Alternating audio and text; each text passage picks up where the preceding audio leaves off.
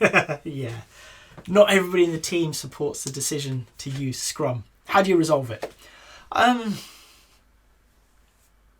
Yeah, that is a good question, because it's so contextually dependent. It really depends on that person and what their disagreement is. Okay? How did that decision come about? All of these things matter. If somebody has told them to do Scrum, well, that's not a good place to start. Let me phrase it that way. What we really want is the team to want to do it. So if you're in a situation where somebody has told a team they are now doing Scrum and that team resists, fair play to them. I completely agree. You can tell me I'm going to play football all you like. I'm not going to play it. I'm not a fan of football. Never played a game in my life. So I'm just going to stand there and let you play football around me. Okay. I'm stubborn enough that I would stand there for I can't even remember how long a game of football is. I don't know, 80 minutes, 90 minutes, something like that. Why wouldn't they do the same?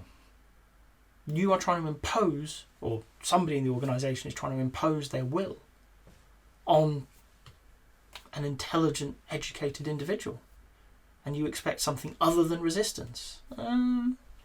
Speaks more to you than it does to them at that point. So, if you are in that situation, what we need to do is start understanding why. Okay? Open up the conversation about, is Scrum a good answer? Maybe it is, maybe it isn't. What are the other good answers that are available? Okay? Maybe somewhere in that conversation there is a way that everybody in the team wants to work that works for the wider organisation. It can be Scrum or Scrum-like, but what it will be is something that everybody's on board with. And that is going to be better than anything where not everybody's taking part. Okay? Over time, we can work with the team to adopt the practices that make sense and discard those that don't help them. Okay? And really, that's what we want to do when adopting Scrum anyway. All we've done is maybe taken a few steps further down the line sooner than we wanted to get everybody on board. Okay? So actually one of the biggest places I see resistance is where Scrum is imposed, and you have people who say, I've tried it, it doesn't work for me. Okay? And you need to work with them. You need to understand why that is, how to help them and the team move forwards, and sometimes that requires compromises. Over time, maybe you can move them more towards a Scrum way of working. Maybe that's a good thing, because the data is telling you that that is better. However, maybe you're moving more away from Scrum because the data is telling you to go in that direction instead. That's good. I mean, that's better than okay. Okay? Because the purpose of any Agile approach is to improve. What that improvement looks like, we don't know beforehand. Okay? We don't know when we try things out whether it will help or not, but what we do is we double down on the things that do help and we minimise the things that slow us down, that make us less effective as teams. So when you've got Scrum being imposed on a team, really that's how I start. I start by understanding where that resistance is coming from, okay, and working with the team and the organisation to find a compromise. I don't go for compromise very often, but actually if you've got people with opinions and it's not a battle that I'm willing to take on of making people do something they don't want to do, right? It's not what I do. Okay? So instead, understand, find a place where it works for everybody and move from there. One of the other places you'll meet resistance, we don't do Scrum, is, I've already mentioned it, we tried it, it didn't work. Well, I've never found Scrum to not do what it's meant to do. I have found many, many instances of people saying Scrum doesn't do what it's meant to do, and when you look at it, they've not been doing anything to do with Scrum. But it was called Scrum, so Scrum didn't work. That is unfortunately like pointing at a weed on the ground and going, that rose is ugly, I don't like roses, and therefore dismissing roses from your life. Roses are a beautiful flower, they smell nice. The fact that you're pointing to some raggedy weed doesn't actually affect the rose at all. That's your understanding of the situation. And this is often what we have to help people do. And it takes a little bit of training. It very often does require re-educating people about what Scrum is. Okay. And I'll open that conversation up by asking them what they think Scrum is. What is it that they did that didn't work? And sit down and we explore the framework that they were using and where it came from.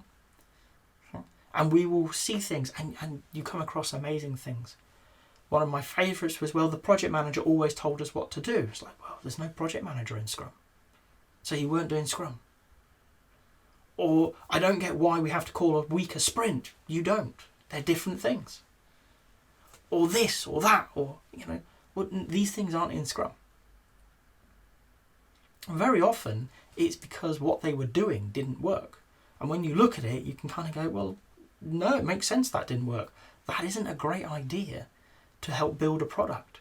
That's a great idea for your organisation to maintain the existing control, but with Agile words. Well, that's not Scrum. That's not Agile. That's just renaming things. Bringing them on that journey and teaching them what Scrum is, and then not imposing it. Okay, you'll notice this is a reoccurring theme. Don't impose it on them. Invite them to try it out. Shall we try this out for a few weeks? Okay. And maybe they say yes. Well, great. Well, let's go. Maybe they say no. Okay, well, what are you willing to try? What can we pick up from everything we've talked about and move forward and add bit by bit by bit? For me, it is never about doing Scrum. It is about creating an environment for an effective team to solve complex problems. Okay? Scrum is a good starting point. Kanban is a good starting point. XP is a good starting point. Loads of them. An experienced Agile coach and Scrum Master will have lots and lots of tools to hand to help that team get started. If you find that you're having resistance from one of them, understand why. Where does that resistance come from? Is it from lack of knowledge? Is it because it's being imposed? Is it because they have the knowledge, they've tried it, and it just genuinely didn't work? Okay, all of this is great to understand. And then we work with the team as a whole. It's not about individuals, as a whole, and help them work out what works best for them to move forwards. What we have to ensure is that everybody is on board with what we're doing, okay? At least to the point where they're not getting in the way of everybody else. This is not about consensus, this is about consent. Okay? A well-functioning team will agree to move forward. Some people will be hesitant, they won't believe it will work, but they will not get in the way of everybody else. And the aim being, some things will work and they'll say, okay, I can see that's working, I'm willing to give it a go. And some things won't work and they'll quite smugly look at you and go, I told you so. It's like, okay, that one didn't work. Let's try something else. But over time, we evolve an approach for that team. And really that's what we're looking for. My way to tackle any resistance is to understand the cause of it. Okay? And then work with those people to find a way to move us towards what I assume is a mutual goal, a better environment to work in for the developers, for the organisation, a better way of delivering the product, solving the problems at hand. If everybody's on board with that idea, actually finding that way forward isn't so hard. Okay? People resist because they're being changed, not because change is happening. We don't all like change all the time, but we deal with it every day. So it's not about a resistance to change, it's often why they're being changed, what's happening around them. Help them to understand that and find a way that works better for everybody involved and go down that path a little ways. If you've got to this point in the video, I hope you've enjoyed it. If so, a like would be appreciated. If you want to hear more from me, more answers to questions that maybe you've got in the Agile world, please subscribe to the channel. And if you've got a question that you really want answered, drop it in the comments. I promise we'll get around to it. Thank you.